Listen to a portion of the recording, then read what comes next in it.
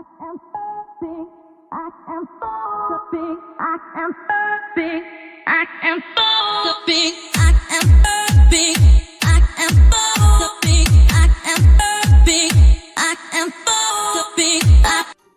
er dagens Furry Gamer. Mit navn er Kiba Snowpaw, og velkommen tilbage til episode 11 af Driftwood. Vi var lige midt i gang i en forklaring omkring indianer native, der mødte hinanden, som dannede Amerika, og vi kom til de holdt en fest. We give a festival for everyone on the island to come by and have fun with their kids and family with free food and drinks. He smiled and finished the drawing by making more sticks people with smiley faces. So it's like Thanksgiving in a way, just a bit earlier and with more junk food. He paused and then crosses his arms. It's best I don't go into detail about the whole near extinction of the native ways due to disease and warfare, though that just makes the story sour. I stare at Malik for a moment before rolling my eyes, knowing his remark about the unchangeable past. Well, that's cool. They never did anything like that in Boston. It's good to have a tradition. It keeps your roots growing and give people pride. I'm not in agreement and look between Mullet and his crude kindergarten-style drawings smirking. Sounds like fun. It is until the students here realize they're the ones who have to run it. He gave a sneak grin, popping the cap back into the marker and stepping away from the board. Mallet thrown on the jacket, resting on top of the desk and peer back toward me. Next week, if not this week, Yuko will probably be bugging you to help out with preparations. She did invite me to her party thing, so I figured there was a catch. Mallet waved her finger as if mocking me for just now catching on. She's a clever girl. Speaking of clever girls, I got someone for you to meet that you can probably help if you are willing. Mallet gestured for me to follow him as he opened his door and made his way out toward the main hallway. I followed, not entirely sure I wanted to meet any more people, let alone help them. He led me toward the lunch window and stepped to the side, opening a door and traded up a staircase. I followed, unaware of the staircase behind the food service room. We make it to the staircase and Mallow calls out as he reaches the last step. Hello, anyone home? The clutch of pots and pans echo from the inside, but upon hearing Mallet's, the racket died down. Mr. Mallet shuffled to the side, letting a girl in her regular school uniform come into view. She has long, flowing black hair and an earthy, cinnamon-like tone to her skin that contrasts deeply with her bright golden brown eyes. The sunset in the distance only seemed to add to her natural beauty, which is somewhat will. What's up? There you are, Noro. She blinks, offering a surprised smile and mild and quite curious look in her direction as she spotted me over Malak's shoulder. Marcus, this is Nero, this is Marcus, he's new student here. Hey. She offered me a nod and welcoming smile before glancing back at Mallet with a bit of confusion. I returned a nod before following her gaze to look at Mallet, curious as to why he wanted me to meet this person. Giving a tour? Marcus here is new to the school and all, so I just want to explain the Harvest Festival and such to him. Seeing how it's coming up soon, I was wondering if maybe you could use this help. My face contours a little and Malon trying to volunteer me to something I'm not even sure I'm capable of doing, let alone wanted to be doing. She looked between Violet and I again, her hands rested on her hips, and she thinks aloud. There's plenty of stuff he can do for the cooling club, but it depending on his interests. Narrowing class battered me, noting my rather helpless look before laughing.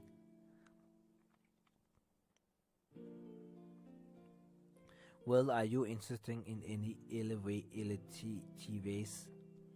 I heard the term before, and I know very well what it means, but it's best I double check.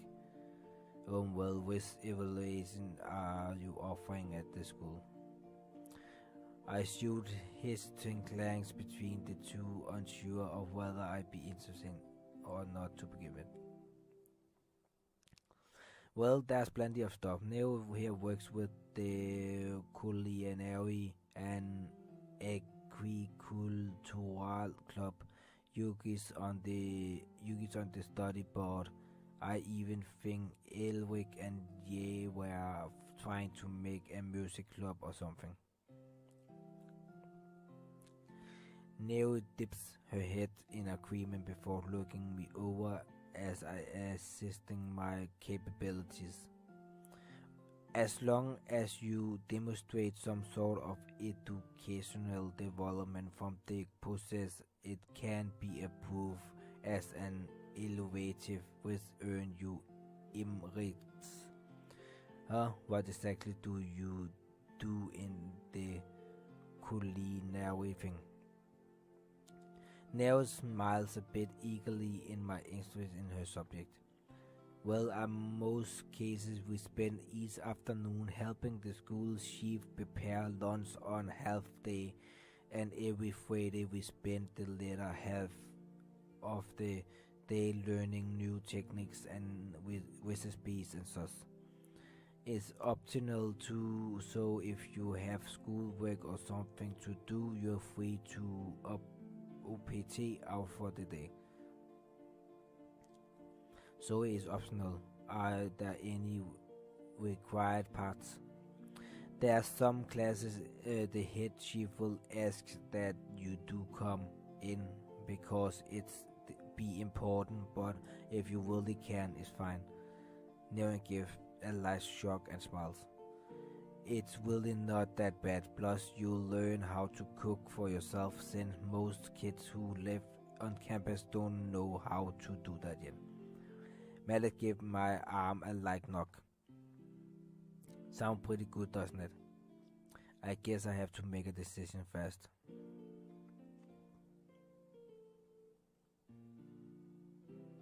Alle de girls. Jeg kan godt tænke mig at se på et tidspunkt, om man måske kunne komme ind i musik. Og se jo en mand. Nej, ved hvad? Vi tager den der. Well, might as well go with it. It's optional, and I'm matching if I have to be there to cook lunch. I miss part of class. And who doesn't like skipping class? So why not? Sure, sound like I could give it a try. Are there any requirements or anything? Narrowing shakes her head and pleasant smile settled across her face. Nope, but I do have to ask, are you a vegetarian? Are you a vegan or a vegetarian? I'm not. What? No, but I do have to ask, are you a vegan or vegetarian? Er det fordi, at... Ja, whatever. Jeg mener begge to betyder vegetarian. Jeg ved ikke, hvorfor de bruger begge ord. Det er fuldstændig absurd. I'm not. Alright, so you'll be with the main classes then. Perfect. You'll fit in just fine around here, Marcus. I can feel it. How you are liking school so far? It's different, but I like it. Never knew there were so many different things to do. Didn't you look at the website? I honestly hadn't really researched what school I had to offer. I never did actually, but it's okay, I'm glad to be here. Mallet laughed and gave me a pat on the shoulder. Great, we're glad to have you, especially during a time where we need all the helping hands we can get. Mallet turned his attention back to Noah and tilted his head questioningly. So what job do you think Marcus could start with when he has some free time? Narrowing things for a moment, shifting her weight from hips to hips before glaring around her shoulder toward the kitchen area. I think I could use his help with preparing for the festival, but until then, I could just show him around and give him the rundown. Are you up for that, Marcus?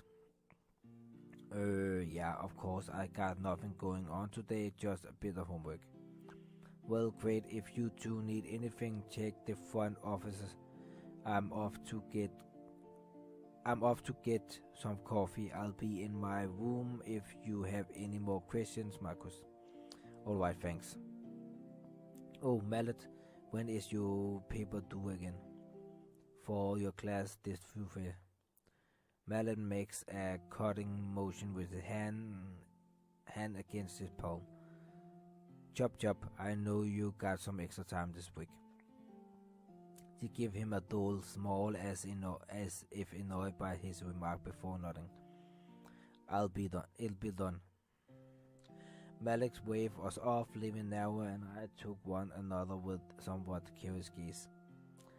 We remained silent for a while, but she spins and gesture for me to follow with a flank of her wrist, speaking aloud as she started to lean me about.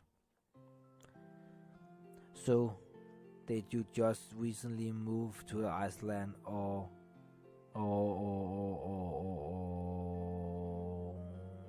are you boarding here? I'm boarding here. Do you live on Iceland? Do you live on Iceland? What the fuck? Do you live on this Iceland? Not do you live on Iceland. That's fucking fucked up. Neo nods her head and spins back around to face me. I do. Born and raised here. Thank you. She smiled, gesturing around the room and naming off appliances and other things that escape my knowledge of the kitchen requirements, or whatever you call it. She skimmed through the tour of the fairly small room quickly before peering toward a calendar resting along the side of the fridge. So it looked like I need your help most tomorrow, actually. She gave me a smirk and tilted her head, making her long hair sway about with the moment. Think you'll be around to help me? What do you need help with? Well, no one else is going to be around, so I needed to prepare some food and get a list of everything we need together for the whole event. You keep being a bit more stubborn about it this year. I tilt my head slightly at her remark, which make her blink and smile apology. You don't know Yuki, do you? I do. Well, she wants us to be a lot more organizedly this year. Last graduation, we had to take care of half the cooking and things went a little downhill. She wants us to shape up a bit by using this as practice. And to be honest, I'm not one to keep track of things more comfortably cooking than in managing. Usually the head chef gives me the jobs for a lot of money under the table, so he doesn't have to come in for work, but this time it may be different, be a bit harder. What do you do? What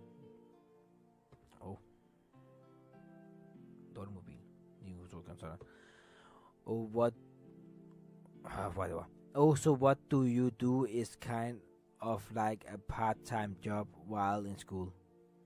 Min mobil går sikkert mok lige om lidt. Nævn jeg vidste.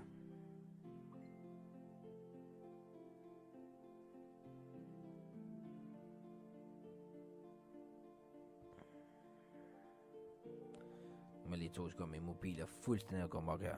Der har ikke været noget internet på den hele dagen. Oh my god, man.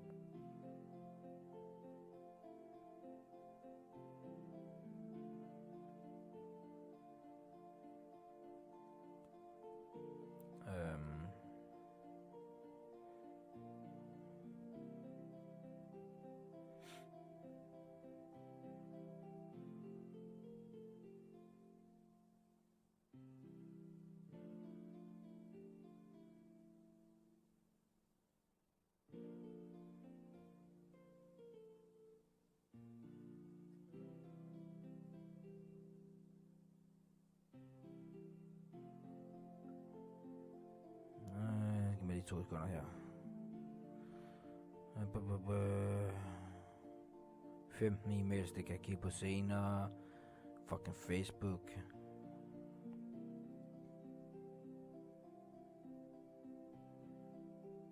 Ja, lad os komme videre.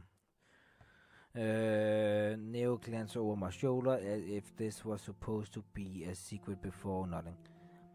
Yeah, but don't go telling everyone, otherwise everyone's going to want my position after I graduate. Oh, okay, I won't mention it to anyone. Neo turns her attention back to the calendar and tapped her finger slightly against a few dates, names, and other writing seems to be scrambled across it. Henry, Kendry, Alex, looks like a lot of people are skipping out on helping with kitchen duties, so they probably be busy with other jobs on campus. Neon signs setting her arm on E's hips and shake her head disappointedly. Well, you don't have to help if you don't want to, but will you be willing?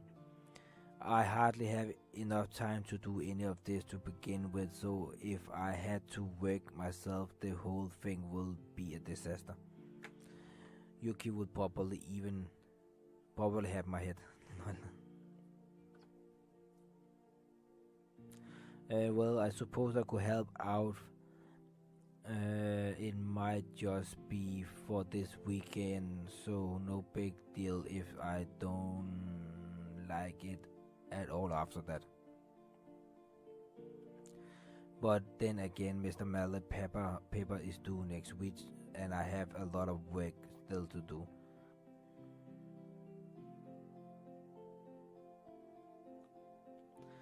Oh my god, det er hardt.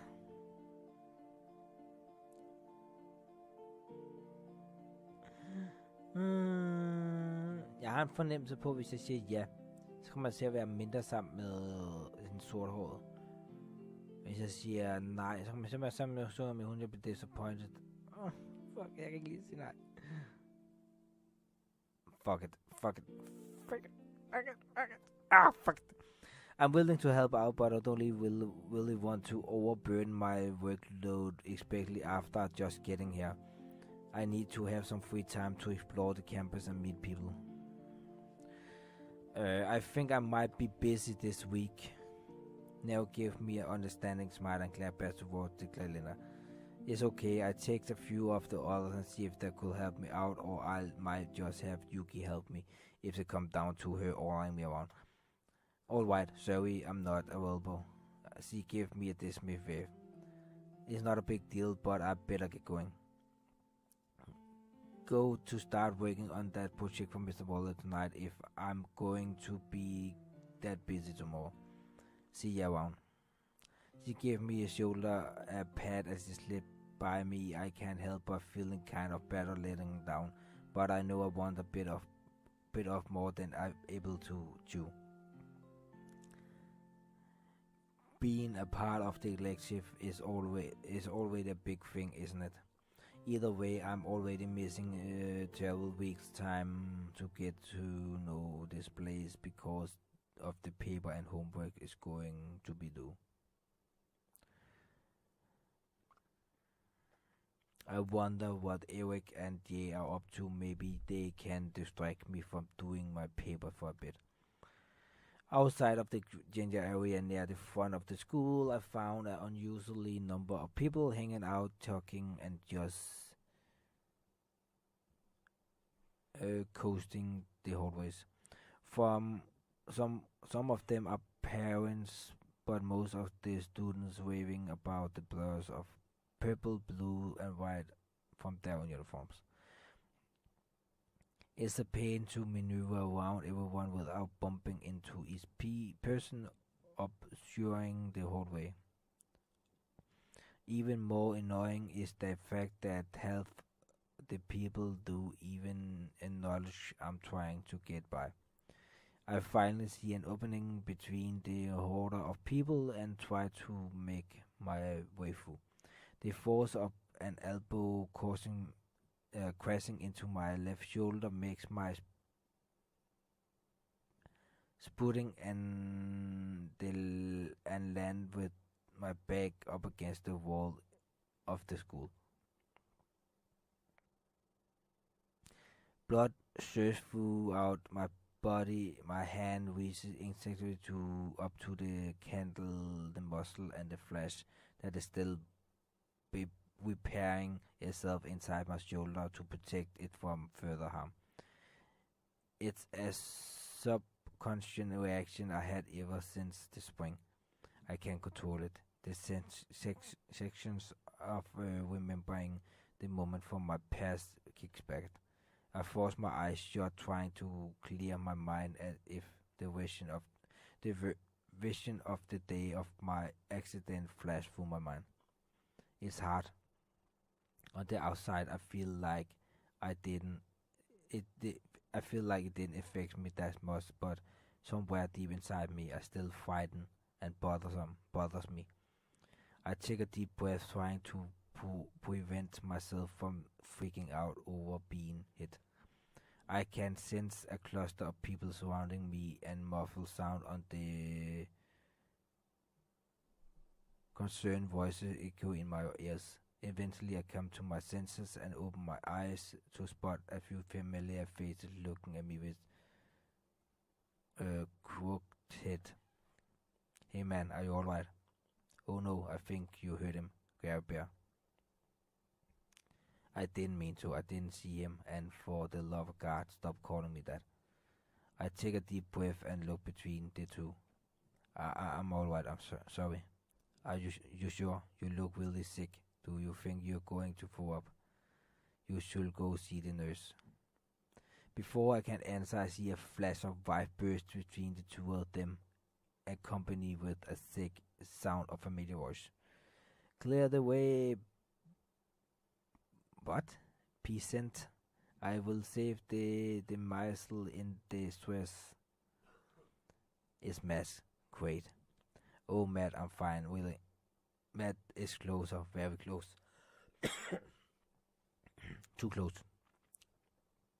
The other sensation of Matt's lips against... What? The odd sensation of Matt's lips against mine makes my eye widen in the squares.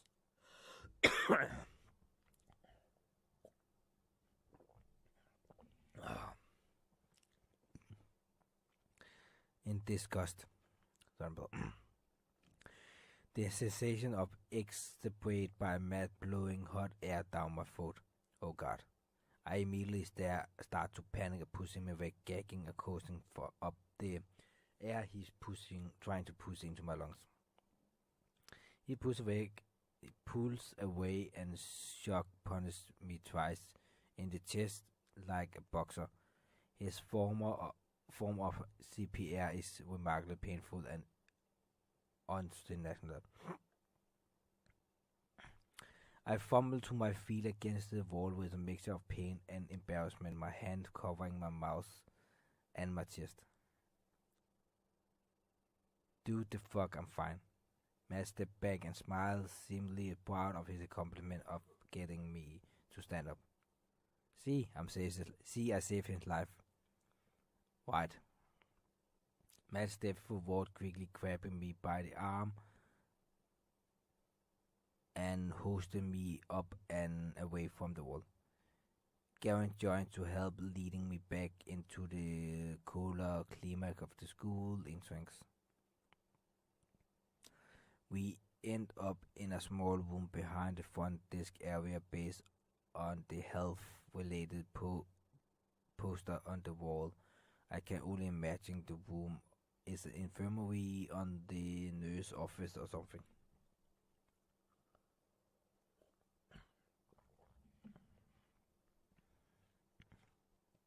All while we get Elizabeth. Hope you feel better, Marcus. Me and Quinn venture off to Elizabeth, who is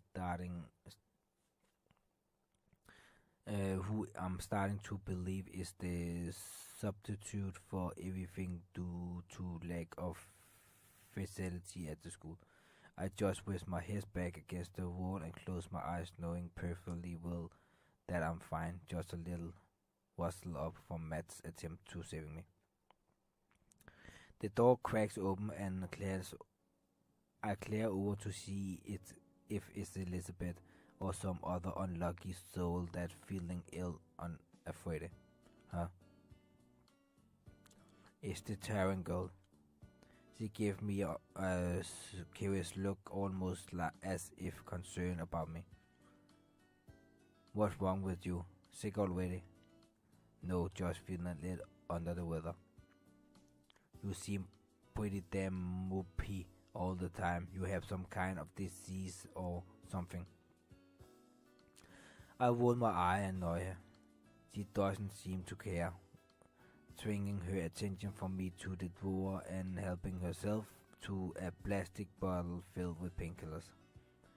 I see that she takes about 2 or 3 more than the principal amount, dumping them from her palm into her mouth before swallowing.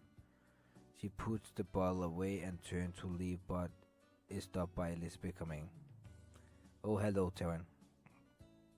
Taryn holds this potion chains at the side of Elizabeth as he gives her a genius looking smile. Hey, yeah. What's up? What you up to in here, looking after Marcus? Nope, I have a headache, so I took 2 few pills. Elizabeth nods in understanding and gives Terran's head a motherly pat before turning to me and raises her eyebrow skeptically. So what seemed to be the problem, Marcus?